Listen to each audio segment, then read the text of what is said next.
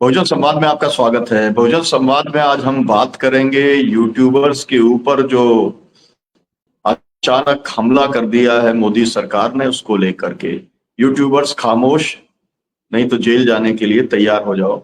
आपसे जानना चाहूंगा, ये सब जो कार्रवाई है उत्तर प्रदेश के अंदर चल रही है, 4 PM का जो कार्यक्रम हुआ था, उसमें अखिलेश यादव जी वहां पहुंचे थे। नेहा राठौर जो है, उनका जो गीत है ना, काबा वाला जो गीत है उनका, और रोज जो उनके गीत निकलते हैं उसका सीधा सीधा लाभ समाजवादी पार्टी को मिलता है। जो सवाल उठाए गए वो समाजवादी पार्टी के प्रवक्ता और नेता लगातार उस तरीके के सवाल उठाते हैं जो डॉक्टर मेहंदी ने उठाने का काम किया। तो आपको क्या लग रहा है, ये सीधा सीधा हमला समाजवादी पार्टी के ऊपर हमला है कि उसके एक तरीके से जो सोशल मीडिया के ऊपर जो एक ऑपोजिशन की वॉइसेस को रिफ्लेक्ट करने वाले लोग हैं, उनके मुंह पर ताला बंद कर दिया जाए, कार्रवाई कर दी जाए? कैसे देख रहे हैं आप डॉक्टर तिवारी?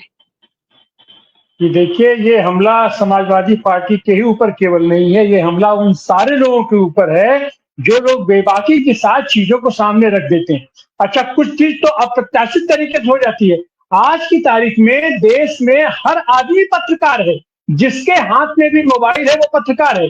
सबसे बड़ी चीज, सबसे बड़ा खुलासा तो वहां ये हुआ, पहलगांव का वो जो आदमी ऊपर से उड़ करके जा रहा है और उसका 1 मिनट का वीडियो है, वो अपना सेल्फी ले रहा है, पूरा का पूरा क्षेत्र उसके सामने आ गया। तो इन सारी चीजों को ये अपनी गोदी मीडिया से तो रोक सकते हैं, लेकिन ये जो सोशल मीडिया है उस पर इनका कोई नियंत्रण नहीं है। ये जिसके चलते सारी चीजें हो रही हैं। और अभी इनको डर दूसरी चीज का है, ये पाकिस्तान से सीधे मुकाबला करेंगे। अब तो इनसे प्रश्न पूछा जा रहा है ना, ये सतपाल मलिक साहब ने भी प्रश्न पूछा है, और ये कि आपने 14 साल में सैनिक भर्ती नहीं किया, सैनिक भर्ती के नाम पर आपने अग्निवीर भर्ती किया, एक खेतकारी किया, तो इनके भरोसे आप लड़ेंगे वहां पर? आपके पास ये कोई सामग्री नहीं कि वो ये सड़ा गला राफेल आप ला रहे हैं अमेरिका से, आप उनके भरोसे लड़ेंगे?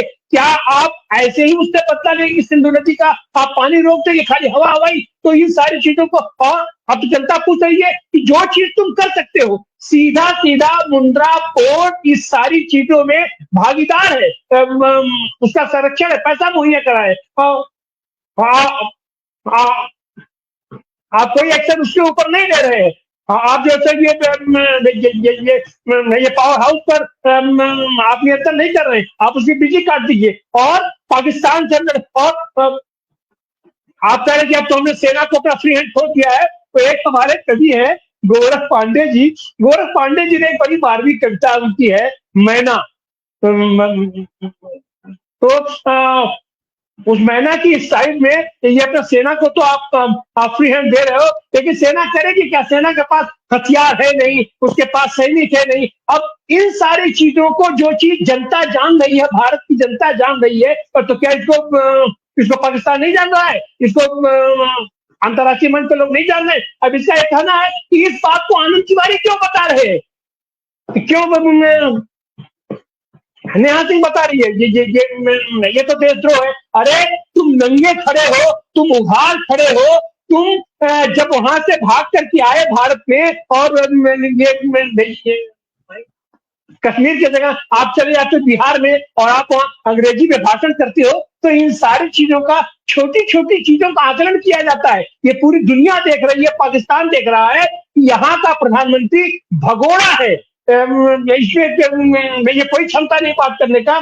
और देश के अगर बदला लेता है, अगर बात लेता है तो उसका नेतृत्व लेता है, और यहाँ का नेतृत्व बिल्कुल भगोड़ा है, अक्षम है। और इस बात को जो भी आदमी उठा करके सामने रखना चाहेगा, उठा करके सामने रखेगा। इनके जो अंधभक्त लोग हैं, उनकी हालत भी आज की तारीख में पतली हो गई है। अब उनके पास भी कोई जवाब नहीं, क्योंकि सत्य तो कभी छिपता नहीं है। और असत्य के बल पे आप कितना क्या करोगे? तो यही कारण है कि अब ये यूट्यूब चैनल को और ऐसे सारे लोगों को ये प्रतिबंधित करना चाह रहे, लेकिन अब इनका उस पर बस नहीं चल पा रहा है। आगे देखिए क्या होता है। निश्चित रूप से इनके सामने अब एक ही विकल्प है, ये मैदान छोड़कर के भाग जाए, जनता के हाथ में इसका दे, या फिर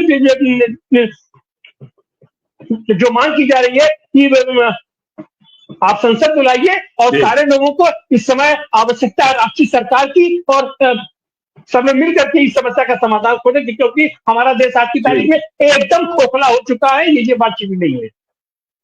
जी, बहुत बहुत शुक्रिया तिवारी जी। समय समाप्त हो गया है। मैं इतना ही कहना चाहूंगा कि देश की जनता ने इमरजेंसी के बाद के चुनाव में ये बता दिया था कि लोगों को रोटी, कपड़ा, मकान, स्कूल, शिक्षा, स्वास्थ्य, रोजगार मिले ना मिले, लेकिन जो बोलने की आजादी है उसके ऊपर कोई समझौता इस देश की जनता बर्दाश्त नहीं करेगी।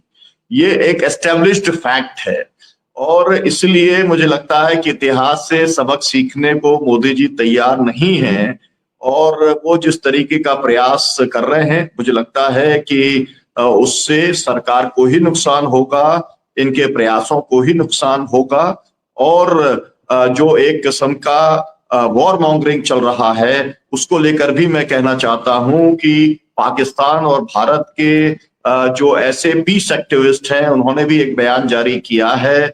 हम लोग युद्ध नहीं चाहते हैं, हम लोग शांति चाहते हैं, हम लोग वार्ता चाहते हैं और हम चेतावनी भी देना चाहते हैं कि सीमा पार से किसी भी तरीके का षड्यंत्र भारत के खिलाफ में बर्दाश्त नहीं किया जाएगा। ये वाली बात भी एकदम साफ है।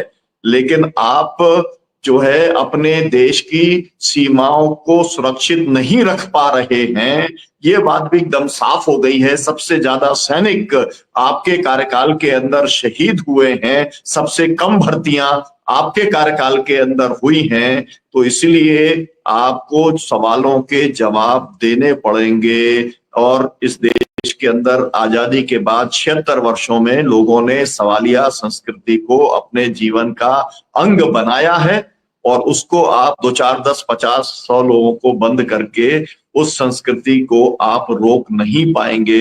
आपका बहुत बहुत शुक्रिया समय देने के लिए। उमाकांत लखेरा जी, राकेश रंजन